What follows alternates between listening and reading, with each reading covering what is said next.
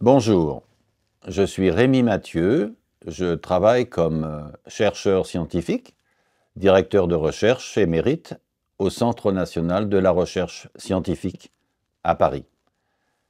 Mon travail principalement porte sur la mythologie, la littérature, la poésie, la philosophie et l'histoire de la Chine ancienne, de la Chine pré-impériale. Et aujourd'hui, je voudrais vous parler du Shanhaijing, un livre célèbre entre tous. À plus d'un titre, en effet, le Shanhaijing, ou classique des monts et des mers, est une œuvre d'exception.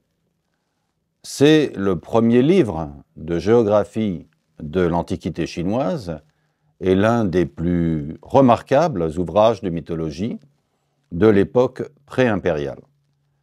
Sans doute le plus remarquable de tous, selon les mots du plus grand spécialiste des mythes chinois, Yuan Ke, 1916-2001.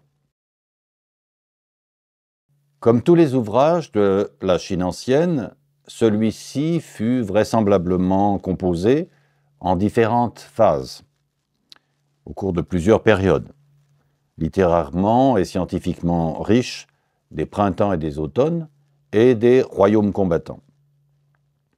Il s'est sans doute enrichi ensuite d'apports considérables dans les premiers temps de l'Empire. C'est donc un ouvrage rédigé à diverses époques, par plusieurs auteurs, tous anonymes. Bien que la légende en attribue la rédaction à l'empereur mythique Yu le Grand, Ta Yu, et à son adjoint Bo Yi, ce qui n'a pas grande crédibilité au regard de la science contemporaine. Cette légende est due au fait que Yu le Grand est censé avoir gravé sur des trépieds de bronze les images des êtres vivants de tous les pays, afin que son peuple pût reconnaître les bons et les mauvais esprits, les animaux et les plantes fastes et néfastes, pour en faire un usage convenable. Mais cette anecdote est rapportée par le Zuozhuan. Elle est elle-même le fruit d'un récit concocté en vue de sacraliser la possession territoriale des rois chinois sur des terres lointaines et de légitimer en quelque sorte le tribut versé par les peuples étrangers, mais néanmoins vassaux. De ce fait, les savants, anciens et modernes, ne s'accordent pas pour savoir de quelles époques datent les différentes sections de l'ouvrage. Le livre se composant de 4 grandes parties, cumulant 18 chapitres dans sa version définitive, quoique ce nombre est varié selon les époques. Sans entrer dans une controverse compliquée, on peut affirmer que la partie la plus ancienne a sans doute été écrite à l'époque dite Chunqiu, printemps et automne, peut-être au 5e ou 4e siècle avant notre ère, puis à la fin de la dynastie des Zhou orientaux, vers les 4e et 3e siècles avant notre ère. Enfin, la dernière partie daterait peut-être du début de l'Empire, voire d'au-delà pour quelques paragraphes, sans doute interpolés tardivement par son premier commentateur, le grand lettré Guo Pu, au IIIe siècle de notre ère. Ce sectionnement de l'œuvre explique que chaque partie de l'ouvrage a été écrite dans un but un peu différent par des lettrés ayant des intentions diverses, même si la forme du livre nous paraît uniforme, classant toutes les régions du monde connu, selon de grands ensembles géographiques assignés à l'un des 5 Orients, centre compris, et incluant donc beaucoup de territoires d'au-delà des mers, highway, ce qui est particulièrement important, comme nous allons le voir. Ce livre a donc cumulé des enseignements de diverses natures et a reflété le monde réel ou imaginaire tel que les Chinois de l'Antiquité le percevaient dans sa grande complexité et surtout dans son immensité. Et c'est précisément cette complexité qui en a fait une œuvre à part. Difficile, voire impossible à classifier bibliographiquement, parce que chaque partie et presque chaque paragraphe relève de catégories variées. Les anciens lettrés déploraient cette incertitude classificatoire, les modernes aussi parfois, car depuis le traité bibliographique du Hanshu, Yiwenzhi, tous les livres devaient trouver leur place dans une catégorie définie par les historiens officiels de la cour impériale. Or, tel n'est pas le cas du classique des monts et des mers. Et les tentatives visant à limiter à un seul type de littérature se sont toujours soldées par des échecs, car elles visaient à définir l'indéfinissable.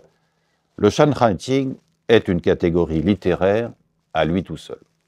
Selon la période dynastique des livres d'histoire officiels qui ont cherché à le classifier, il a été considéré comme un livre de prodige ou bien comme un authentique traité géographique.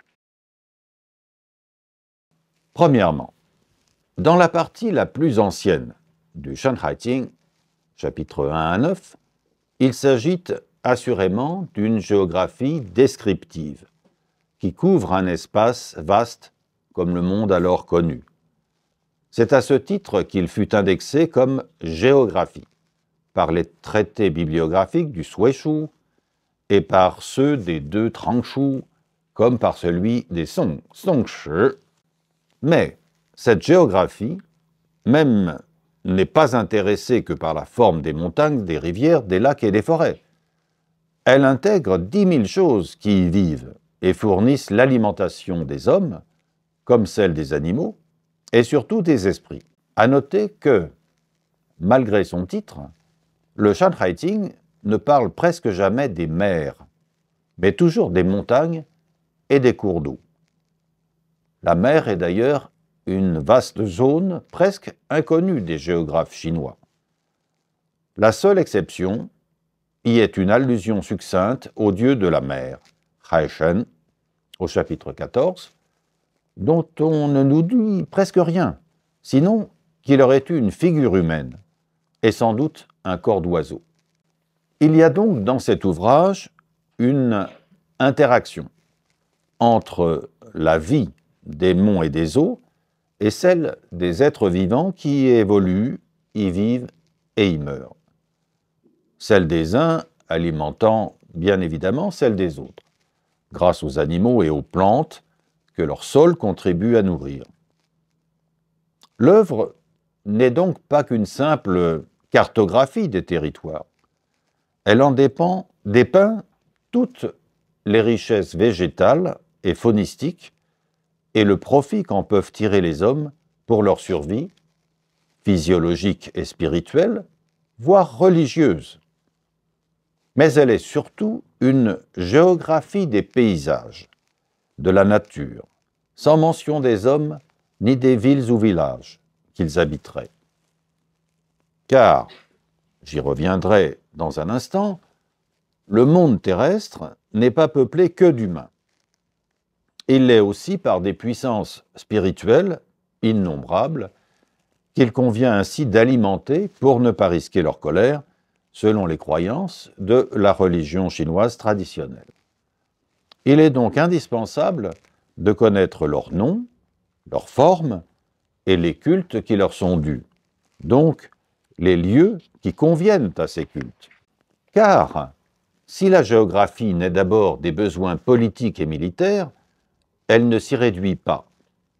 Il est donc possible que le Shanhaijing soit né des nécessités politico-militaires des Zhou orientaux, puis du début de l'empire Qin et Han, lorsque les souverains ont voulu disposer d'une connaissance chiffrée, supposément fiable, de la grandeur du royaume, puis de l'empire, donc de ses richesses exploitables. La Chine connaît très tôt l'art de la cartographie. On trouve dans les tombes des Zhou orientaux des exemplaires de cartes géographiques, puis couramment sous les Han. Mais on peut dire que la science géographique naît avec le Shanhaijing, dans la mesure où cette connaissance, quelle que soit sa fiabilité réelle, s'étend au territoire peu ou encore mal connu de la cour. Elle est ici clairement exploratoire, mais elle est pour la première fois quantifiée, en ce qu'elle précise toujours les distances entre les différents sites, principalement les montagnes, les forêts et les rivières. Ce n'était pas le cas des courts traités connus avant cette période, tels que le Yugong du Shujing, qui ne visait qu'à permettre un contrôle politique et économique par l'entremise du tribut, Gong, versé à la cour. Un contrôle des terres connues et dominées par le pouvoir central, ou simplement vassal, voire barbare.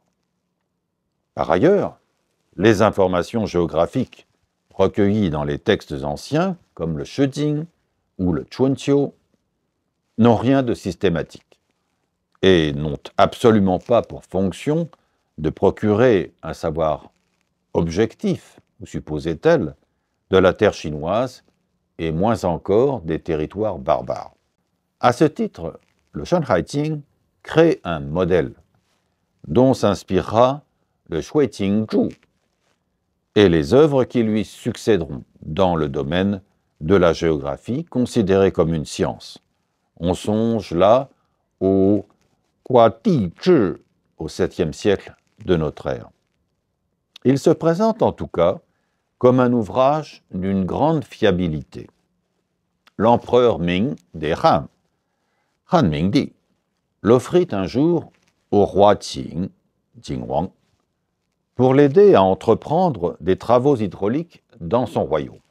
Et même si bien des lettrés mirent en doute son caractère scientifique, donc sa crédibilité, Sima Qian, dans son Shiji, reprend les indications topographiques du Shanhaijing, de même que les commentateurs de son livre. Mais il refuse, dit-il, de croire aux merveilles qui sont évoquées dans cette œuvre. Voyez le chapitre 130 de son Shiji. Pourtant, le Shanhaijing comporte environ 3000 noms de lieux, de tout type, et fournit une somme d'informations très considérable, que Sima Qian eut le tort de négliger, et que le Shuiqingzhu a utilisé en citant sans cesse le Shanhaijing. Tel est donc le premier mérite du Shanhaijing, qui est de procurer une vue d'ensemble des connaissances topographiques et cartographiques de la Chine et des pays voisins, et qui comprend des éléments à la fois descriptifs, nominatifs et augmentés de prescriptions de tous ordres, alimentaires, médicinales, sacrificielles, que nous allons examiner. À ce titre, les informations fournies par le Shanhaijing sont uniques en leur genre, du moins pour cette période de l'histoire chinoise. Deuxièmement, comme on le sait, plus l'œuvre se déploie dans ses nombreux chapitres, plus se développe une perspective narrative du paysage de la nature. Les auteurs considèrent que les espaces ainsi décrits ne sont pas que des lieux physiques, mais qu'ils s'inscrivent dans des récits qui expliquent ou justifient ce qu'ils sont ou ce qu'ils sont devenus. Cette narration est ce que nous appelons à présent un mythe, catégorie non reconnue par l'analyse littéraire chinoise avant l'époque moderne. De ces récits initiaux, il nous reste parfois fort peu de choses. Cependant, ceux qui demeurent nous sont un précieux enseignement de la façon chinoise de penser le monde et d'en expliquer les origines. C'est là, en effet, que réside le second mérite du Shan Haiting, qui nous offre des bribes de récits mythiques, ce qui en suppose une existence bien antérieure à l'époque de la rédaction de ce livre, qui n'en a préservé qu'une mince partie, dont il faut parfois chercher ailleurs l'origine ou la suite de la trame. Car les brefs paragraphes mythiques du livre ne constituent sans doute qu'une bien faible partie d'un ensemble plus vaste, aujourd'hui largement disparu, donc ignoré. Cette fonction mythographique est celle que des grands lettrés, comme Mao Dun ou comme Yuan Ke, reconnurent dans ce livre, le plus remarquable recueil de récits mythiques de la haute époque. La science chinoise moderne des textes doit d'ailleurs beaucoup à ces deux auteurs majeurs. La critique contemporaine s'est enrichie des études de Lu Xun, de Wen Yituo, de Ma Changyi, de Zhong Jingwen, de Liu Zongdi, etc., etc. Ce sont ces auteurs qui ont su dépasser la classification traditionnelle chinoise pour approcher la plus évidente nature de l'œuvre, celle de la mythologie. Car l'exception que constitue le Shan Haiting tient au fait, comme on l'a dit, qu'il est difficile à penser selon les catégories traditionnelles chinoises. C'est en ce sens que les modernes l'ont souvent qualifié de merveilleux ou de fantastique, qishu. C'est qu'il ajoute une dimension imaginaire et narrative à la description du réel géographique. C'est donc là son second mérite, consistant à nous faire connaître des récits qui, pour beaucoup d'entre eux, n'ont pas été rapportés et préservés dans la littérature officielle confucianiste. Toutefois, la grande différence entre le Shan Haiting et les autres ouvrages qui peuvent relever de cette catégorie, c'est que le premier inscrit dans l'espace terrestre, et parfois céleste, la narration de ces récits, quand les autres les décrivent dans l'histoire. Alors que la Chine a toujours cherché à historiciser ces mythes, voilà qu'ici les récits sont spatialisés, puisque rattachés à un lieu ou à un ensemble de lieux appartenant à un pays ou à une région du monde. Quelques exemples peuvent aisément se repérer dans les sections, généralement tardives, de l'œuvre. Ainsi, l'histoire de l'oiseau Jingwei, qui veut combler la mer orientale en y jetant des brindilles et des cailloux. Cet oiseau, à bec blanc et à pattes rouges, est en fait issu d'une métamorphose de Nuhua, la fille cadette de l'empereur Yan, Yendi, qui, s'étant promenée au bord de la mer orientale, s'y noya et ne put revenir à la vie.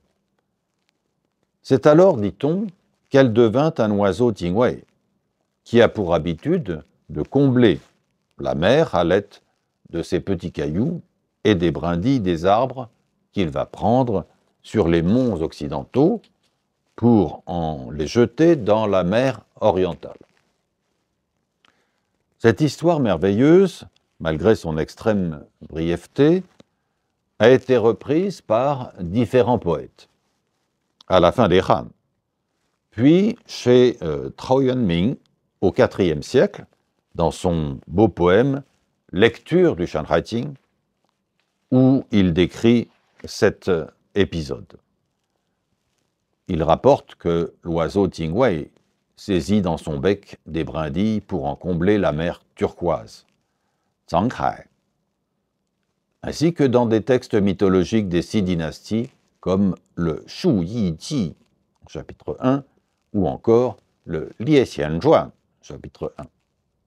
Mais à cette époque, ce qui l'a emporté, ce n'est plus l'élément religieux, c'est-à-dire sacrificiel et rituel. C'est l'aspect merveilleux, ce que les lettrés chinois ont appelé « zhe guai », qui donna d'ailleurs naissance à un genre appelé en Europe mirabilia, c'est-à-dire littérature fantastique, mais ceci ne prend donc en compte qu'un seul aspect du Shanhaijing. Un autre personnage mythique important est Nu-Kwa, qu'il ne faut pas confondre avec Nu-Wa, quoiqu'elle soit mentionnée qu'une seule fois au chapitre 16. Car Nu-Kwa passe pour avoir été la sœur de Fuxi, tous deux étant représentés sur des peintures anciennes, avec une tête humaine et un corps de dragon ou de serpent, selon les cas. On note que ce personnage est, comme tant d'autres figures mythologiques, constitué d'éléments animaux et humains. C'est aussi le cas du dieu Zhu Shou, également humain et pour partie bête fauve. Et c'est aussi le cas de bien des héros de la mythologie qui disposent de corps composites, au premier temps du monde, comme tous les peuples des contrées lointaines sur lesquelles nous allons revenir dans un instant. Les viscères de Nu-Kwa se seraient métamorphosés en une dizaine de personnages de nature divine, selon un paragraphe assez énigmatique du Shanhaijing, dont la glose indique qu'en un seul jour, ses viscères, son ventre, se seraient métamorphosés, donc 70 fois, pour donner naissance à ces personnages divins. À vrai dire, il faut se reporter à d'autres textes, tels que le Liezi ou le Chu-Zi, pour en apprendre plus sur cette énigmatique Nu-Kwa qui, nous dit-on, sut façonner des hommes avec de la glaise, de la terre jaune, et, de surcroît, inventa une forme de sitar, Guqin ou Guse. On voit toutefois que le thème de la métamorphose du corps total ou corps partiel, est ici aussi dominant dans ce personnage et dans ce qu'elle crée de ses mains. La métamorphose, Hua, tout comme dans la mythologie grecque, est un schème majeur de la mythologie chinoise, expliquant comment le monde est devenu ce qu'il est et en quoi il continue à se transformer cycliquement ou épisodiquement. Il s'inscrit bien dans le cadre de la pensée chinoise qui veut que tout se transforme, puisque tout est en devenir, car rien n'est stable en ce monde. Toute chose est susceptible d'en devenir une autre, soit spontanément, soit sous l'effet d'un événement impromptu, généré par le ciel, ou par un esprit, ou pour toute autre raison qui bien souvent nous échappe. Le couple que forme Nu-Kwa avec Fuxi est célèbre, et il semble très ancien. Il est à l'origine de plusieurs mythes de l'Antiquité, dans lesquels ils sont frères et sœurs, ou bien mari et femme, représentant deux forces conjointes et néanmoins opposées, comme le sont le mâle et la femelle, le yin et le yang, unissant leurs compétences respectives pour créer ou bien pour agir sur des phénomènes naturels. Le Shanhaijing rapporte que Kruafu, le hâbleur, qui crut pouvoir courir aussi vite que le soleil, mourut de soif sans pouvoir s'abreuver suffisamment dans le fleuve jaune et dans la rivière Wei, comme dans le Grand Lac au nord du pays. Une glose prétend même que cette région septentrionale ne se situait pas en Chine, mais au nord de la Chine. Et que son bâton, planté dans le sol, s'y développa pour former la forêt de Tanglin, qui est une forêt de pêcher sur laquelle il y aurait encore bien des choses à dire, car celle-ci se rattache à d'autres thématiques qu'on ne peut développer ici, comme un lieu de pâturage pour les bovins, par exemple. Ce récit mythique est bien connu et très célèbre grâce au Shanhaijing. Kua Fu est en effet une figure fameuse du fanfaron, du vantard, qui trouve la mort par manque de lucidité sur ses capacités, et qu'on retrouve aussi chez Liezi. Sans doute cette courte narration a-t-elle pu prendre naissance dans un pays de sécheresse où quelques sites arrosés pouvaient accueillir des plantations d'arbres fruitiers dont témoignerait la métamorphose du bâton de Kua Fu en bois de pêcher. D'autres versions de ce mythe assurent que c'est son corps mort qui se métamorphose alors. Il est parfois représenté piétinant des serpents et orné de boucles d'oreilles en forme de serpent. Le personnage fameux de Xi Wangmu est aussi très intéressant, mais également bien plus complexe. C'est une figure qui a été en quelque sorte récupérée par la suite par les penseurs taoïstes qui en ont fait une divinité occidentale, régnant à la fois sur la mort, mais aussi sur l'immortalité, grâce à sa drogue et à ses célèbres pêches qui rendent immortels. Mais il n'est pas certain qu'elle ait appartenu originellement à cette école de pensée. Peut-être faisait-elle partie d'un ensemble de divinités en charge d'un des côtés du monde, avec les dieux de l'Orient, liés au soleil, ceux du Nord et du Sud. Elle règne censément sur l'Occident, qui est symboliquement lié à la mort, d'où son rapport à la mortalité des hommes et des choses, et plus tard, on l'a dit, à l'immortalité. Mais ce dernier point n'apparaît toutefois pas dans le Shanhaijing et ne semble attester que bien plus tardivement, surtout dans la littérature taoïste. Sa présence dans le Shanhaijing, comme dans le Mu Tianzi Chua, semble prouver qu'elle n'était pas marquée idéologiquement avant le IVe siècle avant notre ère comme divinité supposément taoïste. Elle est elle aussi un personnage mythique féminin dont le corps est composé pour moitié d'éléments humains et d'une partie animale. Elle est en effet dite ressembler à un être humain, mais avoir des dents de tigre, une queue de léopard et arborer sur sa tête une forme de huppe d'oiseau. Elle vit dans une grotte dans les monts Kunlun, est appuyée sur un bâton, serait-elle donc une vieille femme? Et elle y est nourrie par 3 oiseaux bleus ou par des corbeaux à 3 pattes, Sanzu ou Sanzu Niao, selon les auteurs. Et elle passe aussi pour maître des calamités et des châtiments célestes.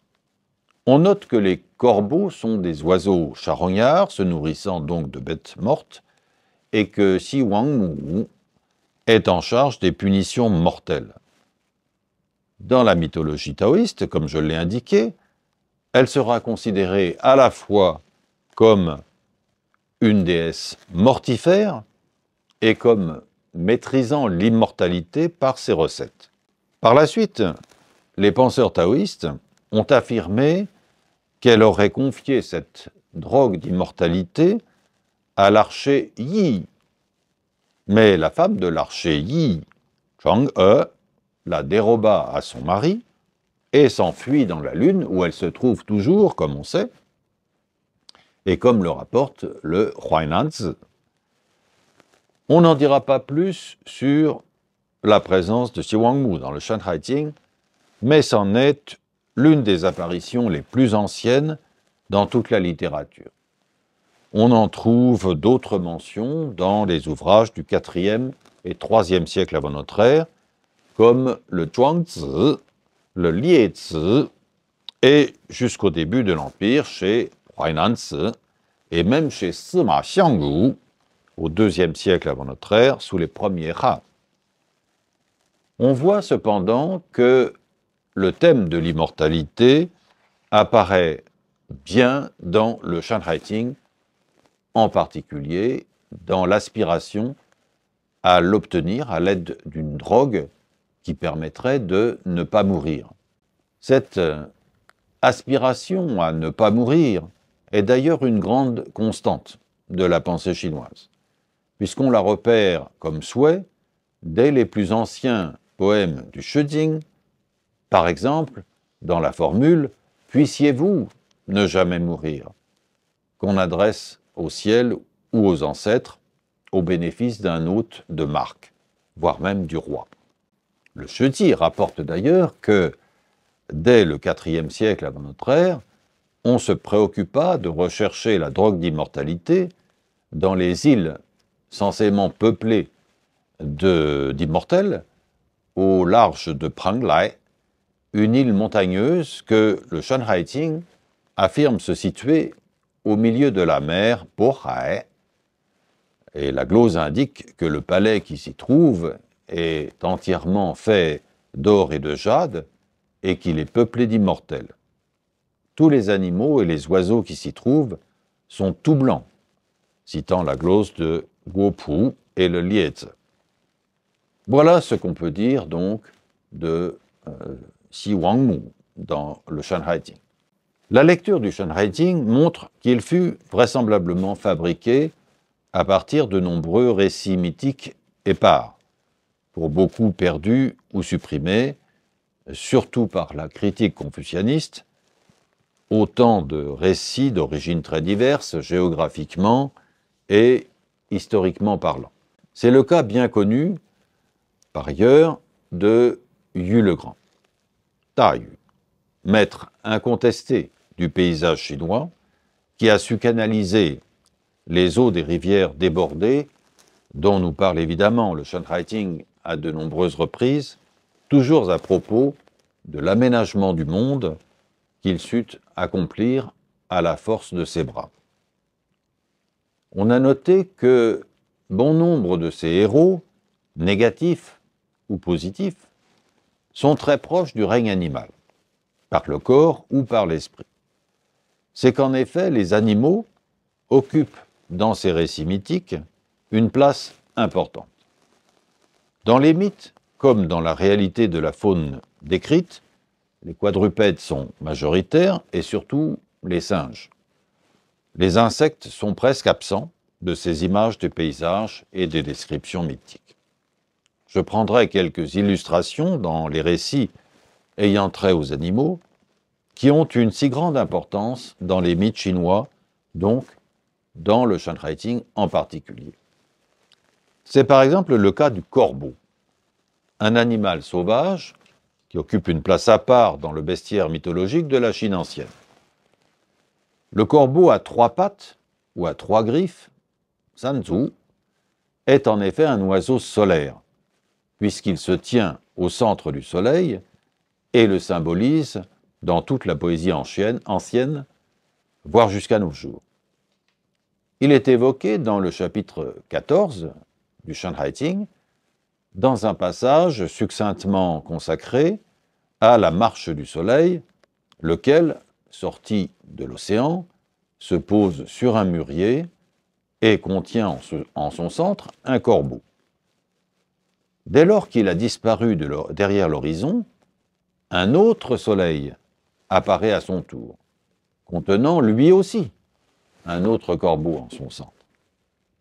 Cette image, on a envie de dire plutôt ce film, se déroule donc avant que le célèbre archer Yi n'ait abattu de ses flèches 9 de ces 10 soleils qui s'étaient levés en même temps et avaient brûlé la terre, dont une femme nommée Nucho, qui avait tenté de se défendre contre ces brûlures solaires en s'en protégeant avec la manche de sa robe.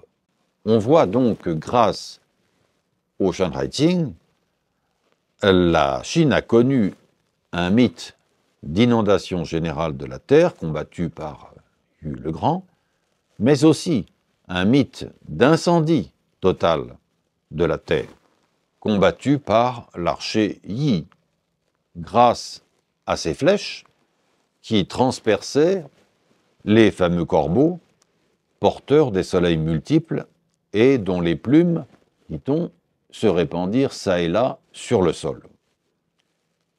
Voilà encore des mythes qui s'entremêlent dans le récit succinct qu'en propose le Shanhaijing. On sait qu'un autre oiseau noir, sans doute une hirondelle, fut à l'origine de la race des Shangyin, dont un œuf est dit à l'origine de la grossesse de la mère de leur ancêtre.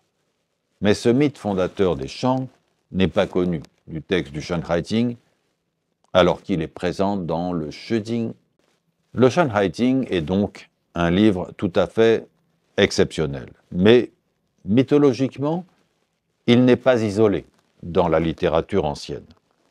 Une étude minutieuse de son contenu, commencée par les plus anciens commentateurs comme Guo Pu, dont j'ai parlé, montre que l'œuvre s'inscrit dans un contexte qui reconnaît, quoique implicitement, le récit mythologique comme partie intégrante de la connaissance de l'histoire et de la géographie du monde.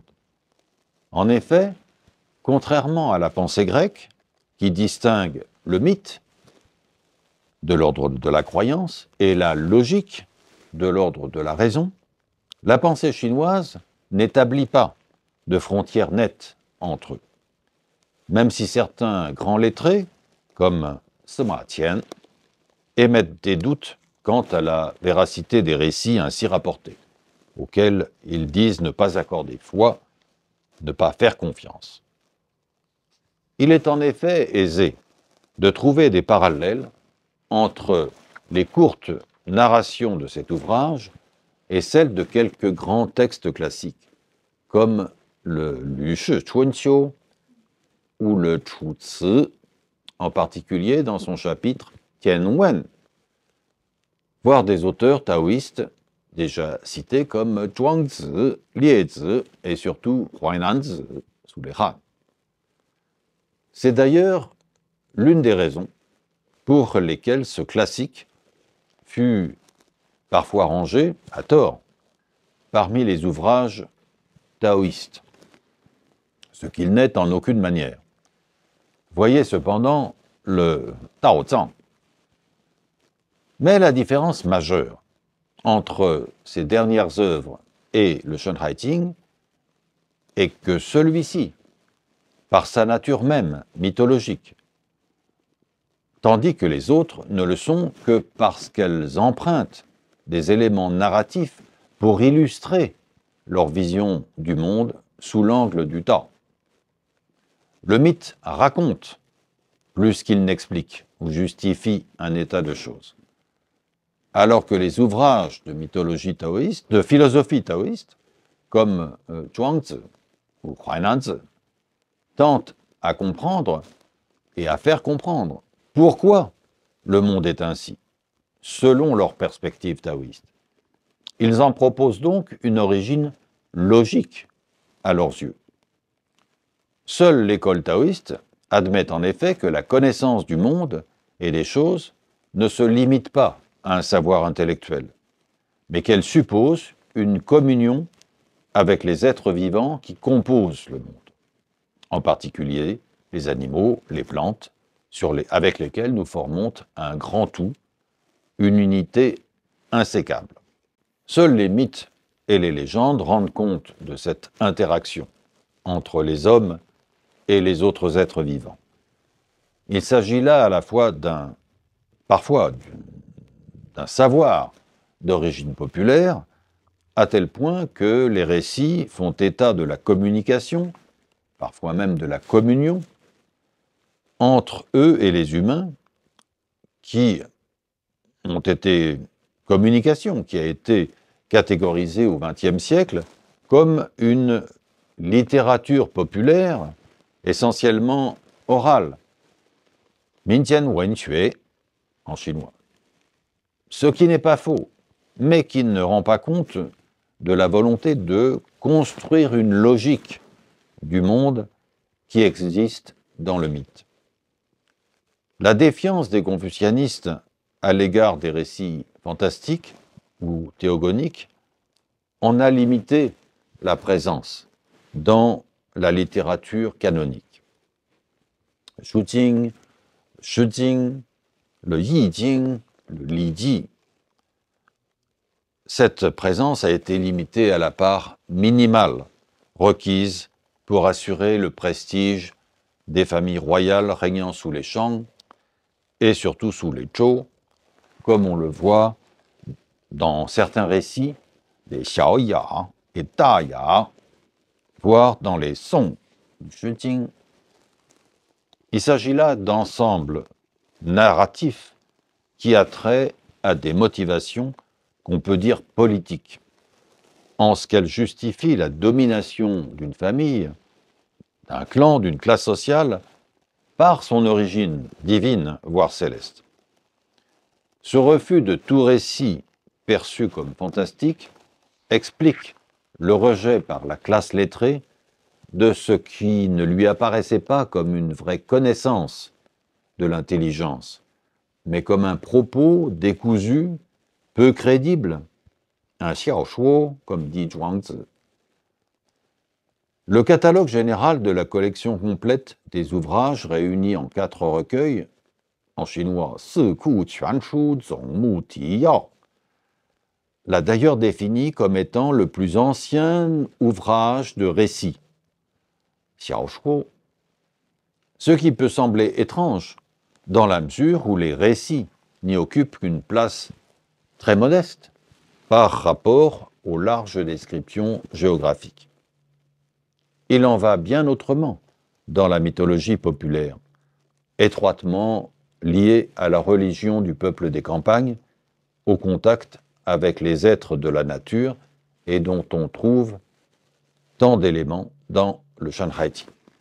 J'en viens à présent au troisième mérite du Shanhaijing, qui est d'offrir un panorama très complet, des offrandes et des sacrifices à présenter aux innombrables esprits qui peuplent tous les sites des pays traversés et décrits.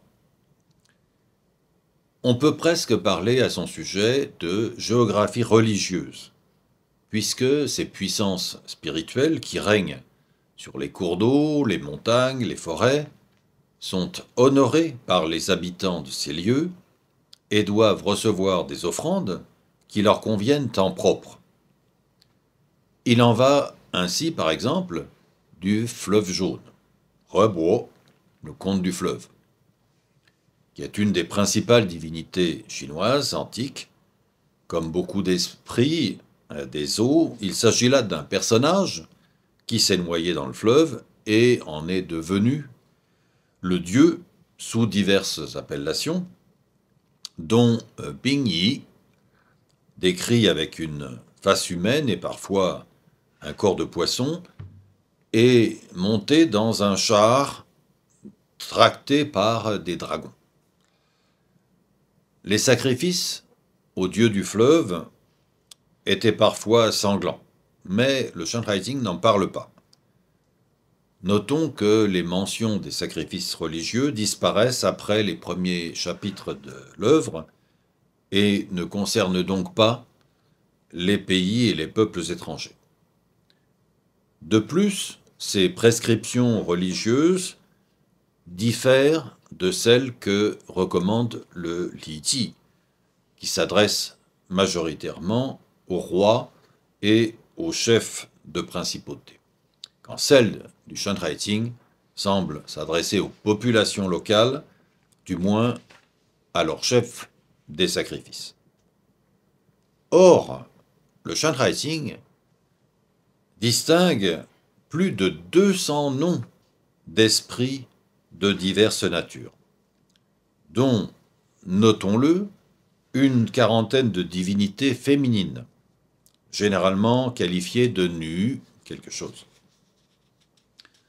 Je distingue ici clairement les esprits mâles ou femelles des héros mythiques dont l'histoire ou les exploits sont réellement comptés, ce qui n'est pas le cas des puissances spirituelles dont l'histoire semble avoir disparu des textes, sinon des esprits. On a parfois cru, comme Lu Xun, en son temps, que ce livre était une sorte de manuel à l'usage des chamans Wushu qui cherchaient, dans la communication avec le monde des plantes et des animaux, un moyen pour soigner le monde des hommes. Mais l'ouvrage semble trop savant pour qu'on estime fondée une telle opinion. D'autant que la communication avec les esprits, de même que les chants et les danses, chamaniques ou non, y sont très peu présents. Sinon comme des danses animales, visant d'ailleurs essentiellement des animaux en parade nuptiale. Dans le Shanhaixing, ce sont plus les bêtes qui dansent que les hommes. Mais peut-être que est-ce la trace de pantomimes animales, pas nécessairement totémiques. Ce qui est frappant, c'est que cet ouvrage se présente comme une œuvre didactique, c'est-à-dire qu'il enseigne ce qui doit être fait avec les différents esprits qui peuplent le monde connu. Comment les reconnaître, comment les honorer, comment leur offrir des sacrifices à leur convenance. Il procure ainsi des recettes qui visent à nourrir les hommes et à sacrifier aux esprits, mais il va bien au-delà de cette seule fonction utilitaire. Car pour que le monde fonctionne, il faut qu'il soit structuré, qu'il ait une logique interne. C'est ce qu'expriment les mythes, on l'a vu. Mais aussi que les puissances spirituelles qui les contrôlent soient honorées par des offrandes qui leur correspondent et rendent ainsi leurs actions favorables aux hommes. C'est que les offrandes sacrificielles sont souvent des plantes, plutôt alimentaires.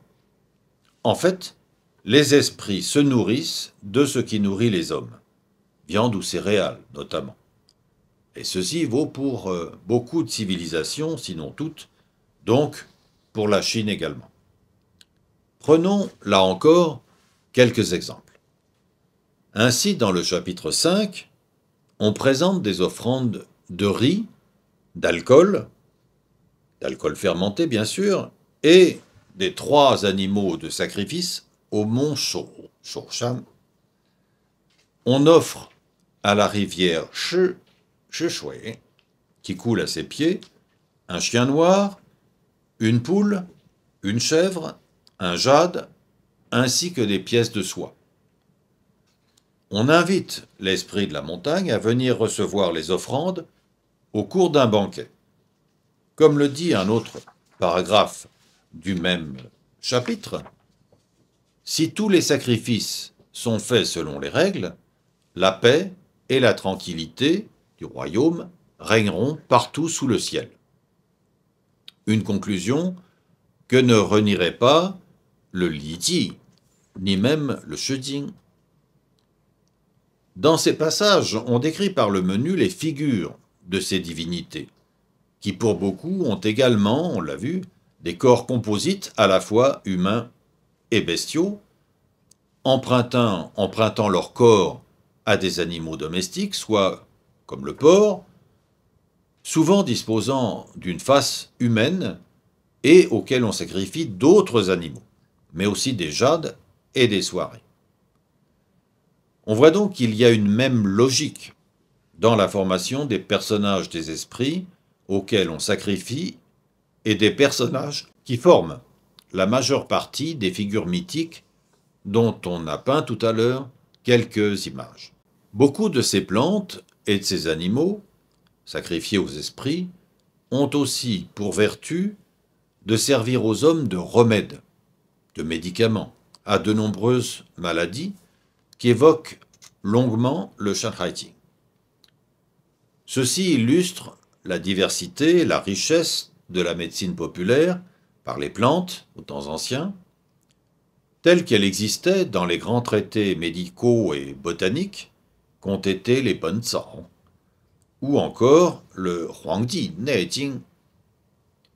Le Shanhaiting se fait ainsi l'écho de ce savoir populaire qu'il applique à de nombreuses maladies humaines, dont la liste impressionne. Il démontre ainsi que la science botanique permet de sacrifier aux esprits et dans le même temps, ou presque, de guérir les hommes de multiples maladies qui peuvent les affecter physiquement et même moralement.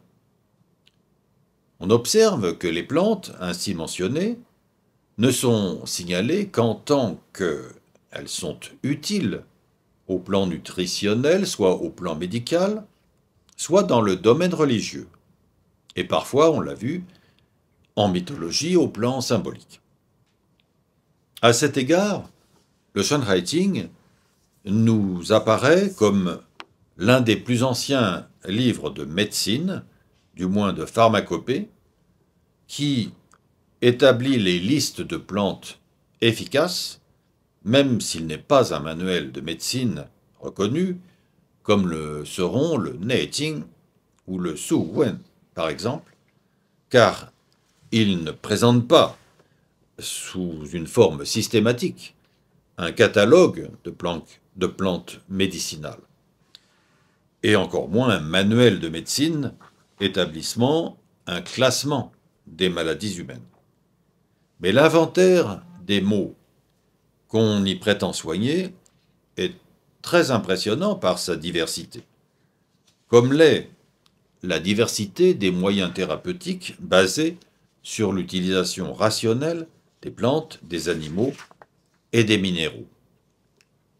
Leur usage est d'ailleurs aussi envisagé à titre préventif pour empêcher la survenue de telle ou telle affection. Quatrièmement, une autre richesse du Shanhaiting est de nous procurer un catalogue, du moins une présentation géographique rationnelle, des populations non chinoises connues dans l'Antiquité. On peut de ce fait affirmer que l'ouvrage ouvre pour la première fois la voie à une forme d'ethnographie. On peut guère parler d'ethnologie à ce moment de l'histoire de la pensée chinoise, c'est-à-dire d'une réflexion sur les diversités ethniques et sur l'organisation sociale des peuples considérés. Mais c'est encore un autre mérite de l'œuvre de nous permettre de faire la connaissance avec ces peuples étranges qui habitaient les confins du royaume de Chine, et sans doute avant que l'Empire n'étende sa puissance bien loin au sud et à l'ouest du territoire originel des Zhou, suite aux guerres de conquête des Han. Quels sont ces peuples? C'est assez difficile à savoir, scientifiquement parlant, car les populations décrites par le Shanhaiting le sont surtout parce qu'elles sont exotiques, donc pittoresques, au lieu des lecteurs ou des auditeurs chinois qui s'émerveillent devant cette diversité humaine, et surtout devant leur étrangeté physique, qui seule semble être prise en compte et soulignée avec quelque complaisance. En effet, elles sont décrites comme des animaux dont on détaille les parties du corps en dépeignant les segments qui sont dits ressembler à des bêtes, quoique conservant leur statut d'humain. Prenons une fois encore quelques exemples parlants. Il est question des Ko Ying, chapitre 8. qui se situe dans les contrées nord-occidentales, peut-être quelque part dans l'actuel Qinghai. Cette population est appelée Guoying dans le Huainanzi, chapitre 4. Or, il est difficile de savoir comment interpréter le nom de ce peuple. Soit comme ceux qui portent des colliers à crochets, soit comme ceux qui portent des cordons, mais de quel cordon s'agit-il alors? Soit comme des hommes qui portent des goitres à pleine main, selon la façon dont on écrit go, go et yin ou yin. Les interprétations varient à l'infini, ou presque, et avec elles les images de ces personnes.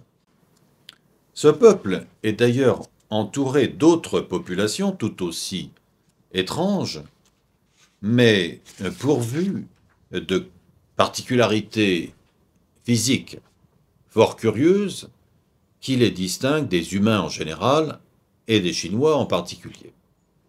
Ainsi existe-t-il des peuples qui ont une tête, mais 3 corps, ou bien des hommes qui n'ont qu'un seul bras et un seul œil, d'autres encore qui n'ont également qu'un seul bras, mais 3 yeux, et sont montés sur des chevaux.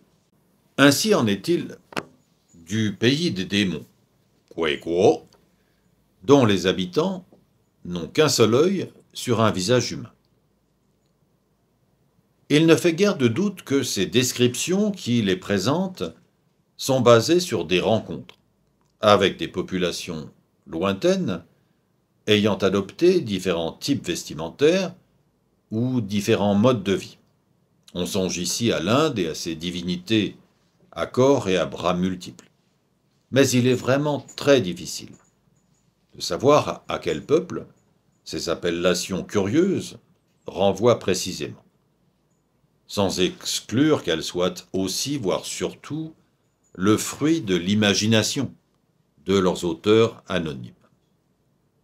Elles évoquent pour les Européens tous les peuples découverts par les explorateurs des Amériques au XVe et XVIe siècle, qui étaient décrits et peints dans un état d'esprit voisin de celui-ci.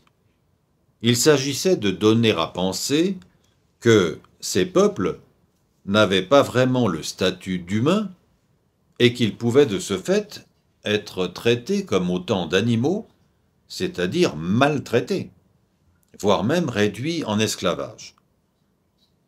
Notons encore un bien curieux royaume des femmes, Nütze Guo, connu par ailleurs du Huainanzi, et qui ne serait peuplé que de femmes qui se reproduiraient d'elles-mêmes entre elles. Elles vivraient néanmoins en couple et entourées d'eau, formant ainsi des communautés villageoises.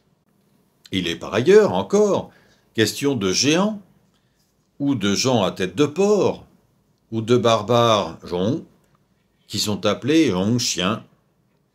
Chiens parce qu'ils ressemblent à des chiens, ou parce qu'ils rendent un culte à un dieu qui aurait un corps de chien, une face humaine.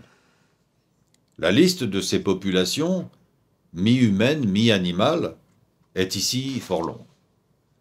Et l'on y trouve des peuples dont on repère, aujourd'hui encore, la trace, comme les hommes aux dents noires.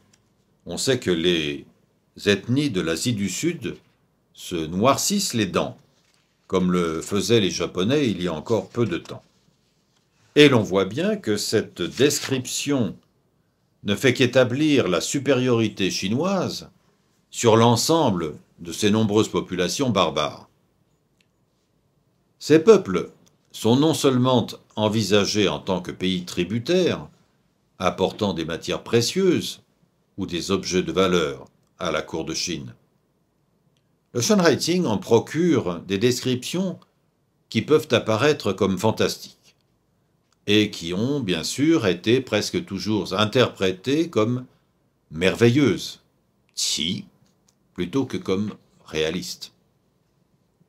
En fait, les auteurs se servent d'éléments connus pour décrire l'inconnu. Car l'ambition du Shanwriting n'est pas tant d'apporter une perspective ethnographique à la question que posent à l'esprit des anciens Chinois les peuples non Han. Si ethnographique il y a, c'est involontairement. C'est avant tout dans le but de décrire le monde entier des hommes sous leur aspect physique, en leur extrême diversité, qu'on en dresse ainsi la longue liste. C'est donc là le quatrième mérite du Shanwriting, qui nous offre un panorama unique des peuples de l'Antiquité chinoise, ce qui ne se verra pas avant les chapitres consacrés aux pays lointains figurant dans les premières histoires dynastiques, telles le Shiji, Hanshu, Hohanshu. Enfin, venons-en à ce qui fit le succès du Shanwriting. Un fort intérêt basé, pour l'œuvre, sur un malentendu, dont rendent compte les illustrations qui ont accompagné son texte dès le XIIe siècle et sans doute bien avant, quoique nous n'en ayons plus guère de traces. Les images, qui sont autant de représentations de ces divinités, comme de ces peuples, sont donc peut-être anciennes. Trao Yuanming et Guo Pu en témoignent, Yuan Ke le confirme. Mais celles qui nous sont encore accessibles ne datent guère que des Song, des Ming et surtout des Qing. Elles ont été fortement agrémentées d'éléments décoratifs, sans doute tout à fait ignorés à l'origine. Car, on l'a dit, rien ne permet de confirmer que la partie ancienne de l'œuvre fut originellement agrémentée d'illustrations. Les supports antérieurs à l'invention du papier ne le permettaient tout simplement pas. Les textes étant écrits sur des lamelles de bambou très étroites, seules subsistaient les peintures sur soie, dont la plupart sont aujourd'hui détruites, sauf à de très rares exceptions. À cet égard, il est certain que les images tardives que nous connaissons des personnages, des divinités, des peuples, du Shanwriting, doivent plus à l'imagination de leurs auteurs qu'au texte originel. Le pittoresque, voire le fantastique y domine, perdant ainsi la valeur informative initiale. C'est ce dont témoignent les images des recueils qui accompagnent mon propos. Il est regrettable qu'on ait principalement retenu cet aspect merveilleux de l'œuvre sans prendre en compte son intérêt réellement informatif. Or, ces merveilles qu'il dépeint ne constituent qu'un élément de l'attrait qu'exerce sur ses lecteurs ce livre majeur et incomparable de l'Antiquité.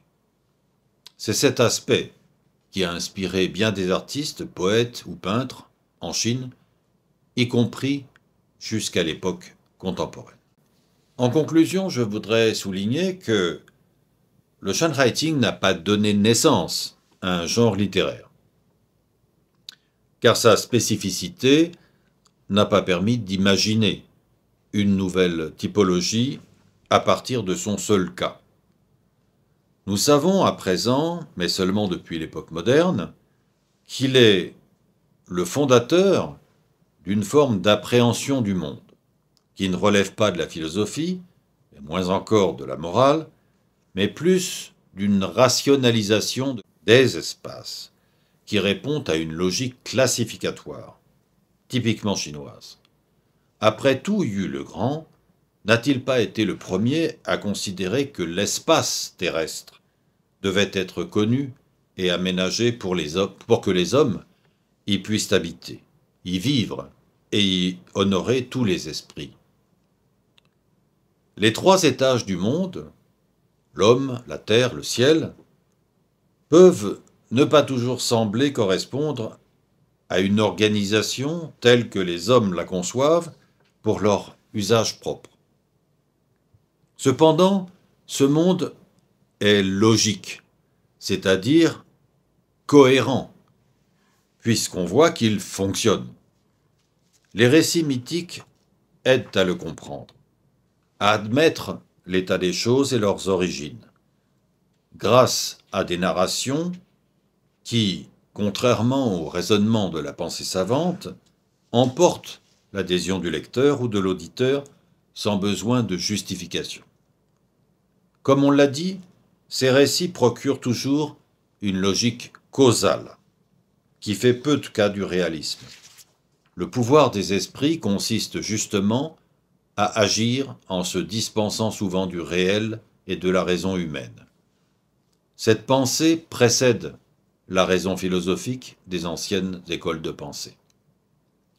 Si bon nombre de courts récits du Shanwriting ont été repris sous une forme ou sous une autre par de grands penseurs, pour beaucoup taoïstes, tels que Zhuangzi, Liezi, Huainanzi, puis Dongfang Shuo et son Shizhuoji, Liu Xiang et son Lie Xianshuan, Zhang Hua et son Bouzhi, Ge Hong et son Baobuzi, Gan Bao et son Su Shenji, Shen Fang et son Shu Yiji, etc., mais aussi par des poètes comme Zhuangzi ou Trao Yuanming, comme on l'a vu, c'est qu'ils ont fourni une vision du monde en accord avec l'esprit de leur temps, avec ses croyances et ses dieux. La croyance dans le mythe est le fondement de sa force persuasive. On peut dire qu'il est le ciment qui détermine le degré d'adhésion de la société à ses narrations fondatrices. Quand une société vient à douter de ses propres récits originels, elle doute d'elle-même.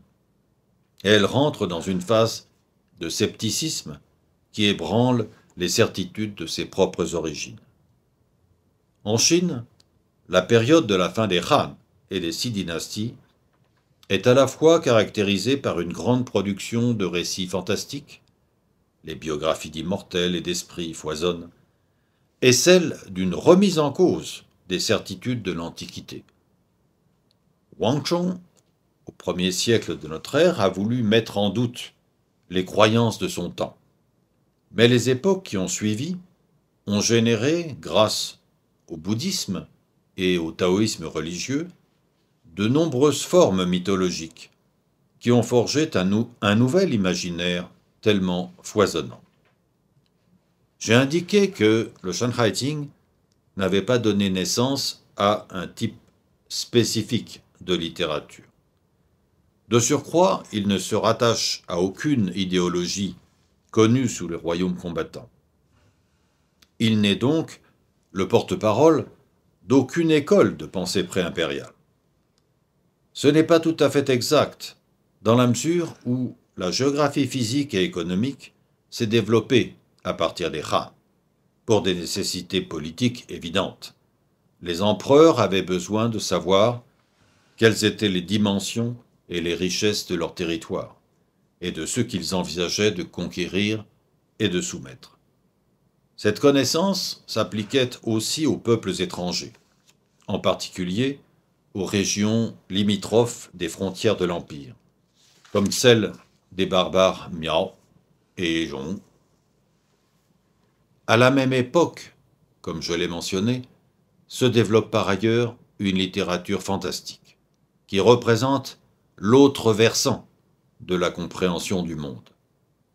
Après tout, peindre les mystères du monde, c'est, à certains égards, s'en emparer, à défaut de les maîtriser.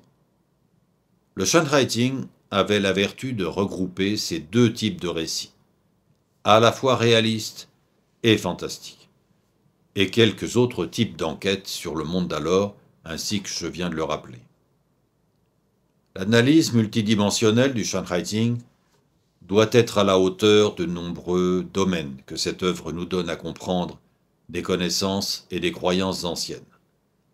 Sa prodigieuse richesse touche à tous les secteurs de la science et de la croyance, dont est porteur ce grand livre de l'ancienne Chine, qu'on ne doit pas cesser de relire pour les plaisirs et les savoirs qu'il nous procure. Je vous remercie.